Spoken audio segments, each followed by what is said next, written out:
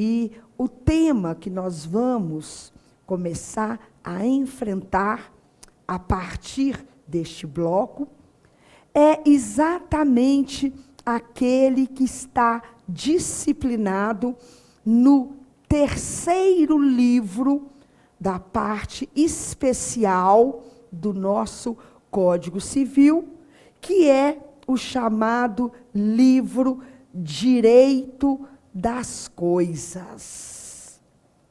Nós já sabemos, porque não é inédito para nenhum de nós, que o Código Civil de 2002, como já acontecia no Código Civil anterior, é dotado de duas partes. A primeira, a parte geral, e a segunda, parte especial.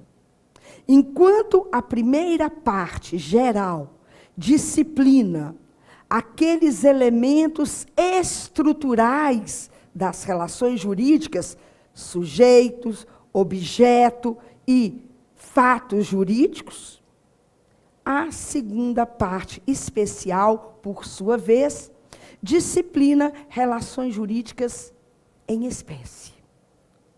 Esta parte especial do Código Civil, ela é dividida em 5 livros. E cada um destes 5 livros é dedicado a uma relação jurídica diferente.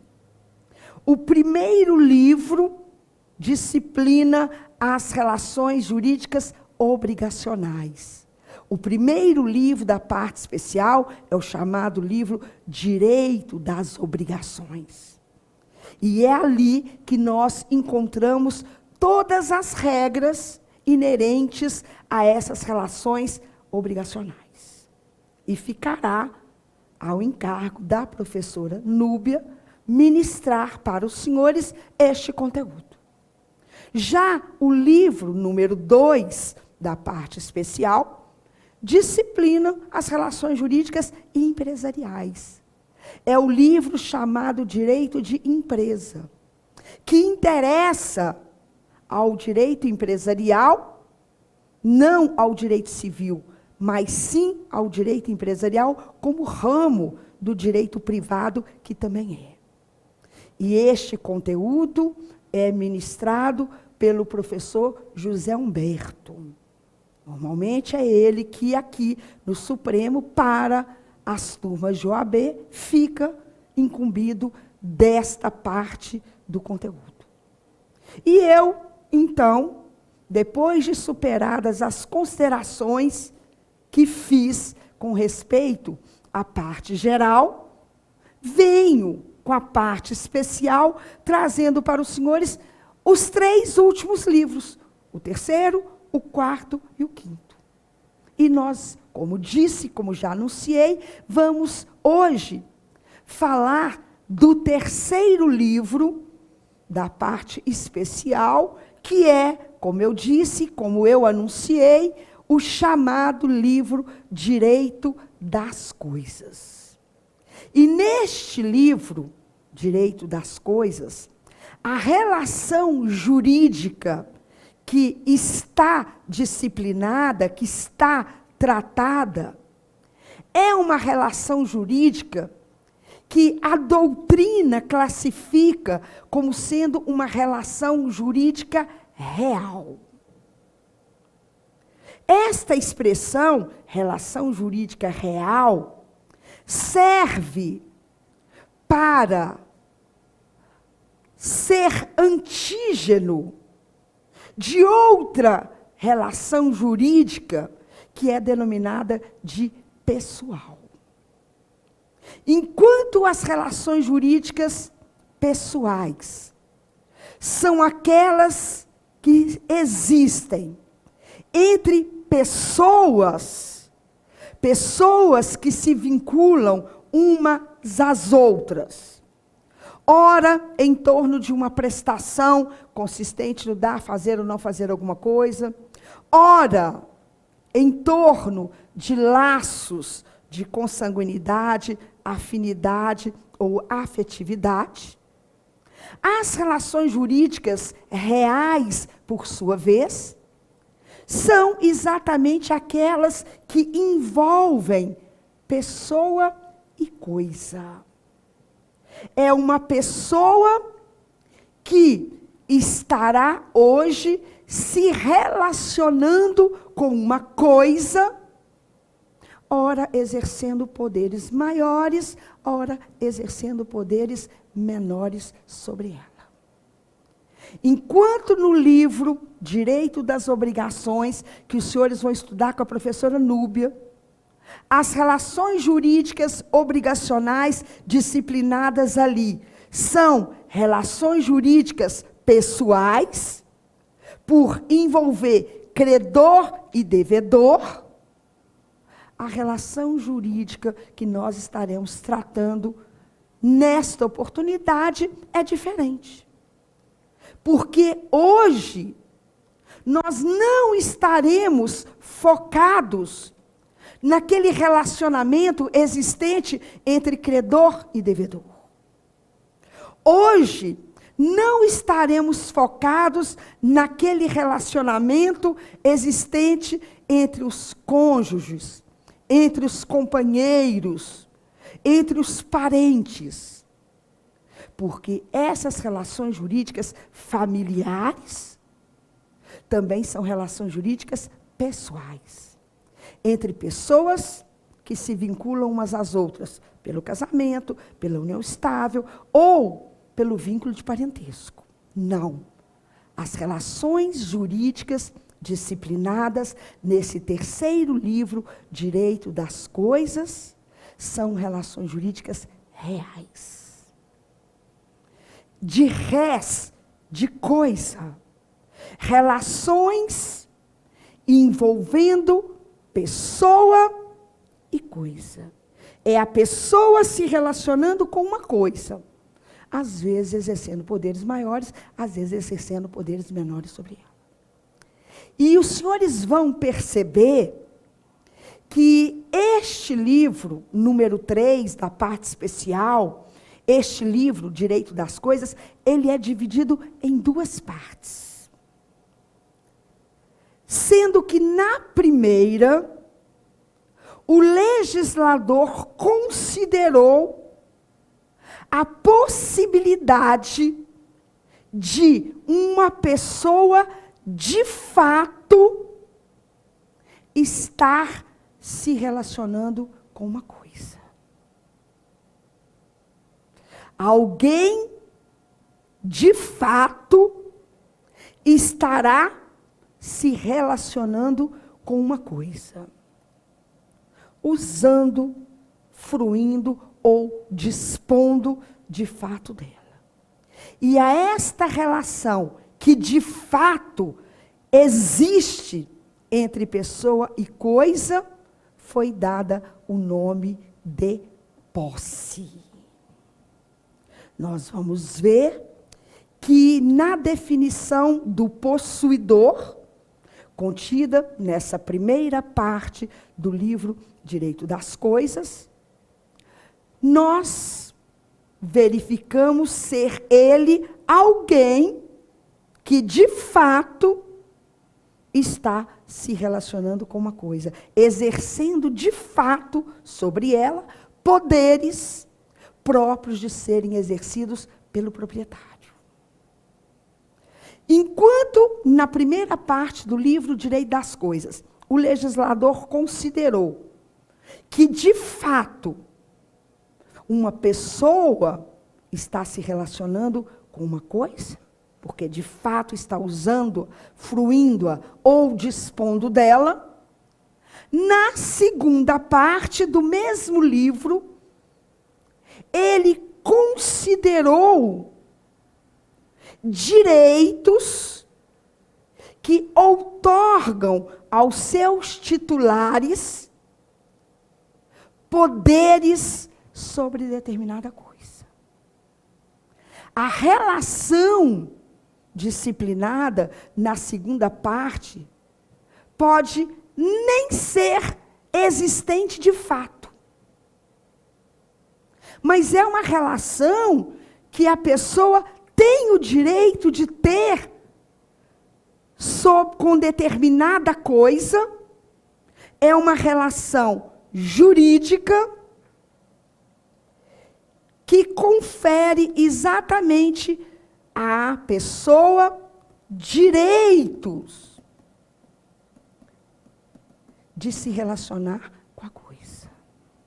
E todos esses direitos que irão conferir aos seus titulares faculdades sobre determinada coisa, todos esses direitos que vão outorgar aos seus titulares poderes sobre determinada coisa, são denominados de direitos reais.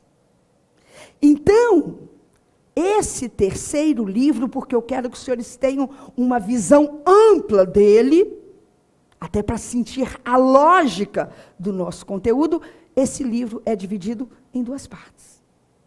A primeira, que trata da posse, e a segunda parte, que disciplina os chamados direitos reais.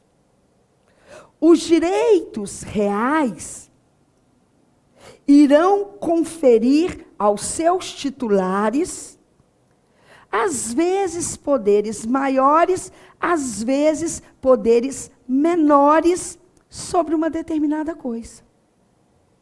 E todos esses direitos reais, eles foram elencados, eles encontram-se previstos no rol trazido pelo artigo 1225 da nossa codificação. Então, percebam que ali no artigo 1225, nós já, inaugurando a segunda parte do livro Direito das Coisas, encontramos todos os direitos reais que irão conferir aos seus titulares poderes sobre determinada coisa, faculdades sobre determinada coisa. E o entendimento que prevalece é que o rol do artigo 1225 é taxativo. Ou seja, direitos reais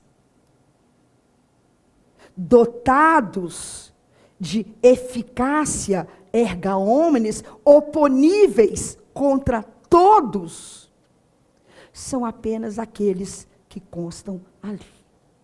Propriedade, superfície, servidões, usufruto, uso, habitação, o direito do promitente comprador, o penhor, a hipoteca e a anticrese, e algumas concessões de uso para fins de moradia, para fins especiais.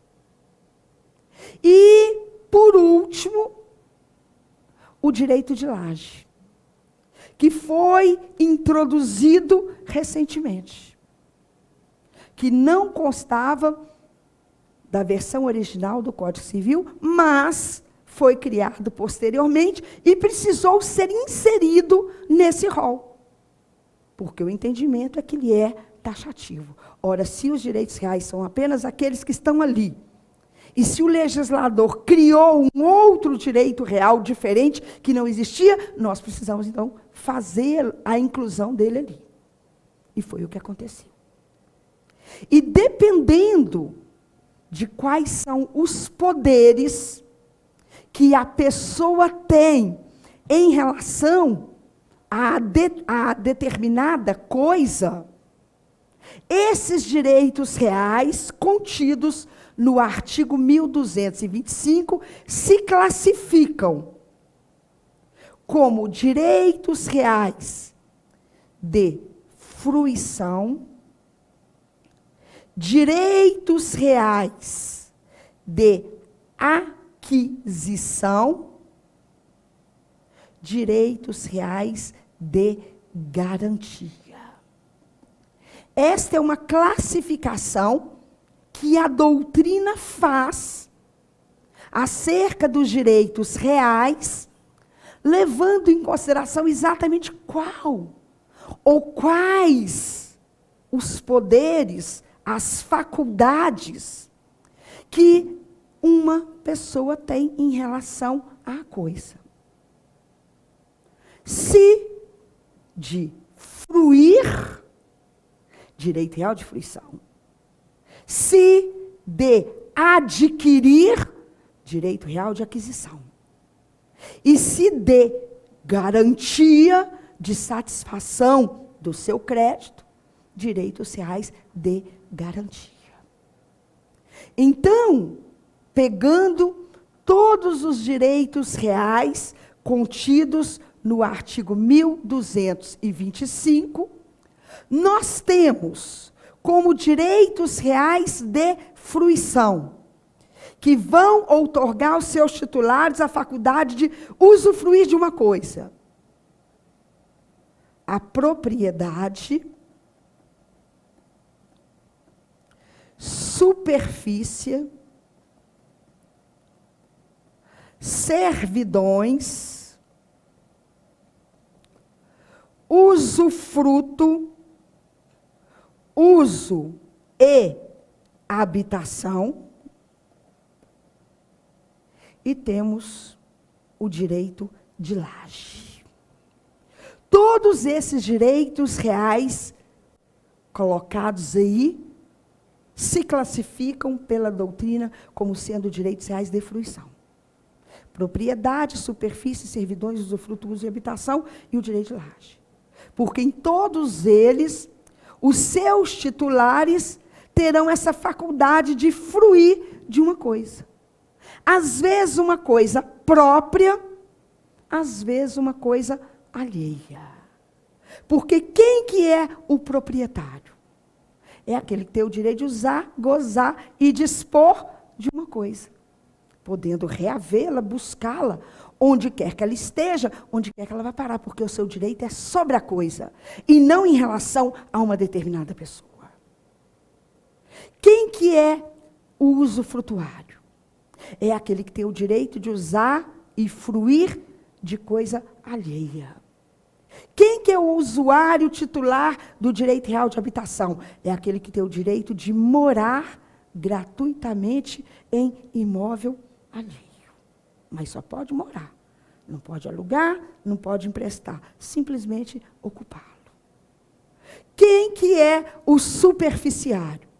É aquele que tem o direito de plantar ou de construir em terreno alheio. A propriedade é o mais amplo de todos os direitos reais. Exatamente por ser aquele que vai conferir ao seu titular maiores poderes sobre determinada coisa. Porque quem que é o proprietário? É aquele que pode usar, gozar e dispor de uma coisa. E além do direito de propriedade ser o mais amplo de todos os direitos reais, é o único que tem por objeto coisa própria. Porque todos os demais que se apresentaram ali, superfície, usufruto, uso, habitação, são direitos reais sobre coisa alheia. E, ao lado dos direitos reais de fruição, nós temos aquele outro que se classifica como sendo de aquisição, que é exatamente o direito do promitente comprador. O direito do promitente comprador é um direito real de adquirir o imóvel que lhe foi prometido mediante a celebração de um contrato de promessa irretratável de compra e venda. Então, mediante a celebração deste contrato preliminar, denominado de promessa irretratável de compra e venda, nós podemos constituir em favor do promitente comprador um direito real de adquirir um imóvel que está lhe sendo prometido. Pela simples promessa irretratável de compra e venda, o direito real que se constitui em favor do promitente comprador não é de usufruir do imóvel prometido. Pode até ser que, em virtude do contrato, o outro contratante, promitente vendedor, já lhe dê a posse direta do imóvel, lhe transfira o poder de fato sobre o imóvel. Mas o direito real que o promitente comprador tem é de adquirir o imóvel que lhe foi prometido, não só das mãos de quem lhe prometeu, como também de terceiros a quem aquele imóvel tiver sido eventualmente transferido. Porque o direito real, nós sabemos, não é em relação a outra pessoa, mas em relação à coisa. Por isso que é dotado de sequela, acompanha a coisa onde quer que ela vai parar. Não importa se quem está no imóvel foi quem me prometeu ou não. O meu direito não é em relação a quem me prometeu vender, mas sim em relação ao imóvel que me foi prometido. Porque o direito do promitente comprador é um direito real. E como direitos reais de garantia, nós temos penhor, hipoteca, anticrese. Penhor, hipoteca e anticrese são direitos reais. Porque são direitos que outorgam aos seus titulares poderes sobre uma coisa. Não é ou não são direitos a uma coisa, mas sobre ela. E esse direito é exatamente de garantia da satisfação do seu crédito.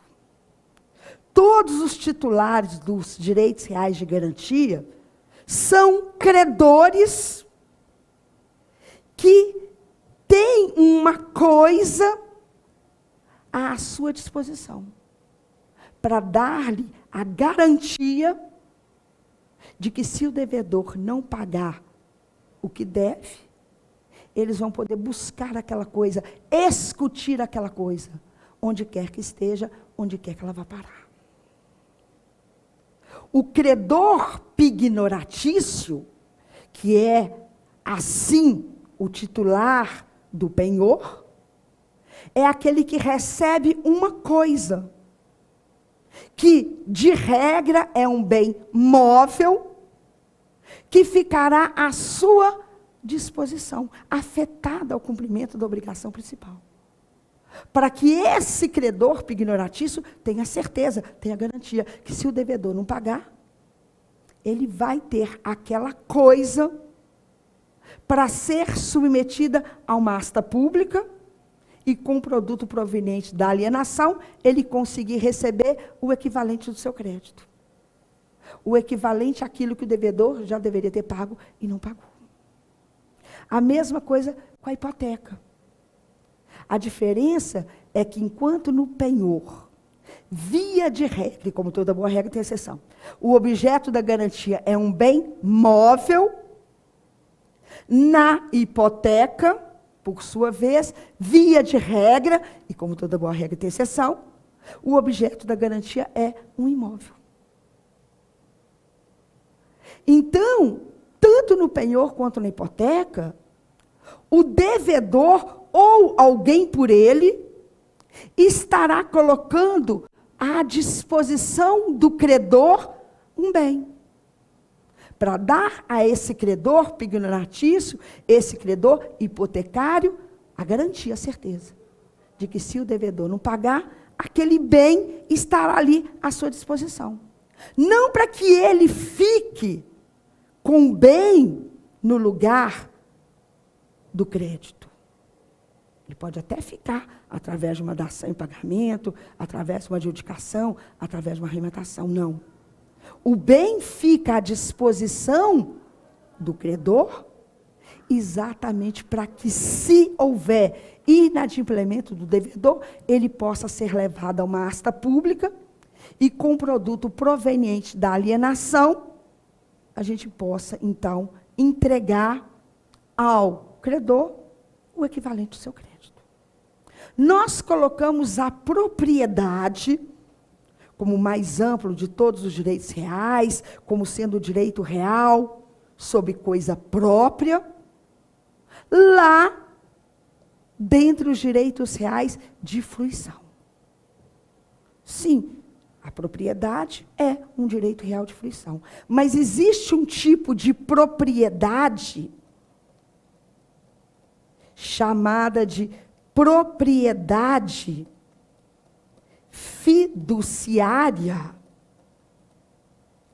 que, na verdade, outorga ao seu titular, o proprietário fiduciário, não as prerrogativas de uso e gozo, de fruição, mas sim de garantia da satisfação do seu crédito.